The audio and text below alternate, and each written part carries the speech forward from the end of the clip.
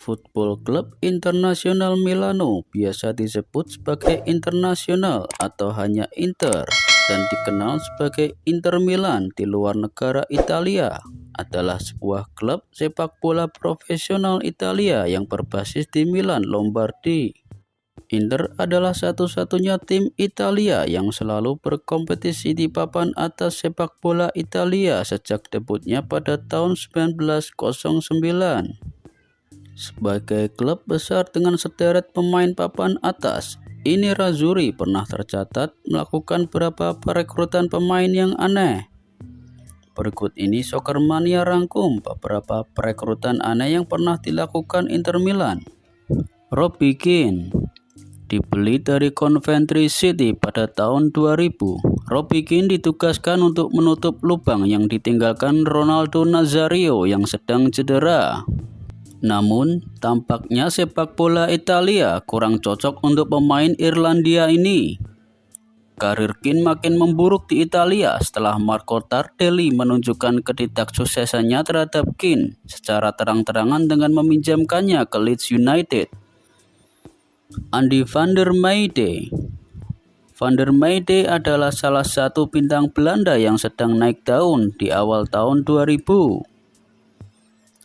Dia memainkan peran kunci dalam membawa Ajax mencapai perempat final pada Liga Champions 2002-2003 dan Inter memutuskan untuk merekrutnya menjelang musim 2003-2004. Meski sempat bermain bagus di babak penyisihan grup Liga Champions melawan Arsenal, Van der Meijde tak mampu menunjukkan permainan apiknya lagi. Pertandingan melawan Arsenal menjadi satu-satunya gol Van der Meijde bersama Inter Milan. Gabriel Barbosa. Inter Milan terbilang sukses jika membeli striker kebangsaan Brazil, contohnya adalah Ronaldo dan Adriano. Pada 2016, Inter Milan ingin meneruskan tradisi ini dengan memboyong Gabriel Barbosa atau yang kerap dipanggil Gabigol dengan harga 30 juta pounds dari Santos. Meski bermain bagus di tanah kelahirannya, tampaknya bermain di Italia membuat Gabigol merasakan perbedaan level yang cukup jauh. Berada di Inter Milan selama 4 musim, Gabigol hanya mampu mencetak 1 gol dari 9 penampilannya. Quaresma direkrut Inter Milan pada 2008. Quaresma tampaknya menjadi pembelian sia-sia ini Nerazzurri. Pemain yang disebut setara dengan Cristiano Ronaldo ini justru menjadi penghangat bangku cadangan. Tak masuk dalam rencana Mourinho, ditambah tindakan indisiplinernya membuat Quaresma dipinjamkan ke Chelsea semusim berselang. Kerlon. Gelandang serang asal Brazil ini memiliki trik sensasional yaitu menggiring bola dengan kepalanya sambil berlari melewati lawan-lawannya.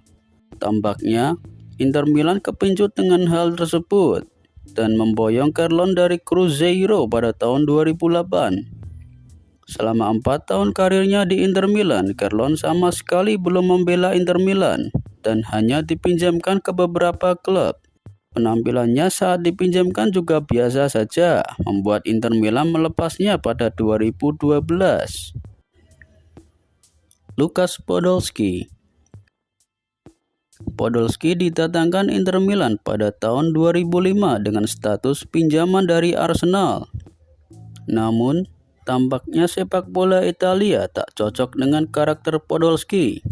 Benar saja, mantan penyerang timnas Jerman itu hanya mampu mencetak 1 gol dari 17 pertandingan. Entah apa yang membuat Inter Milan yakin untuk memboyong Podolski dari Arsenal, mengingat gaya bermain dan kultur sepak bola yang berbeda 180 derajat dengan kebiasaan Podolski. Nemanja Vidic didatangkan Inter Milan dari Manchester United pada tahun 2014. Vidic bukan lagi seorang bek garang yang mampu menahan gempuran penyerang lawan. Mantan kapten Manchester United ini sudah mulai dibekap cedera yang secara tidak langsung membuat performanya turun. Ini terbukti dengan penampilannya yang di bawah ekspektasi bersama Inter Milan.